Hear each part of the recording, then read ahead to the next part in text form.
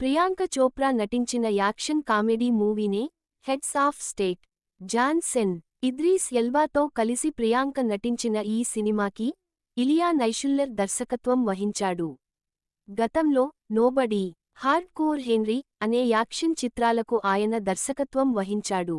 ఆ తరువాత సినిమా అయిన హెడ్స్ ఆఫ్ స్టేట్ 6 భాషలలో అమెజాన్ ప్రైమ్లో నేరుగా ఈ రోజునే విడుదలైంది. కథ: అమెరికా అధ్యక్షుడు విల్ డెరింజర్, జాన్ సెన్, బ్రిటిష్ ప్రధాని సామ్ క్లార్క్, ఇద్రిస్ ఎల్బా ఒక సమావేశంలో పాల్గొంటారు. డెరింజర్ ముందుగా యాక్షన్ సినిమాల హీరోగా రాణించి ఆ క్రేజ్తో అమెరికా అధ్యక్ష పీఠం వరకు వస్తాడు.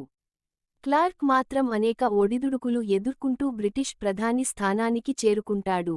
ఇద్దరి అభిప్రాయాలు, ఆలోచనా విధానాలు వేరుగా ఉంటాయి. అదే విషయానికి ఆ సమావేశంలో బయటపడుతుంది. అయితే తమ దేశాల మధ్య సఖ్యత అవసరమని భావించిన ఇద్దరూ తాము చాలా సన్నిహితంగా ఉన్నామని మీడియాను, ప్రజలను నమ్మించాలని భావిస్తారు. అందుకోసం ఒకే విమానంలో కలిసి ప్రయాణించాలని నిర్ణయించుకుంటారు. అమెరికా అధ్యక్షుడి విమానంలోనే బ్రిటిష్ ప్రధాని కూడా బయలుదేరతాడు. అయితే తమ ఇద్దరినీ చంపడం కోసం శత్రువులు ఆల్రెడీ ప్లాన్ చేశారనే విషయాన్ని గమనించలేకపోతారు. విమానం కొంతదూరం ప్రయాణించేసరికి దాడి మొదలవుతుంది. ఆ దాడిలో విమానం దెబ్బతింటుంది.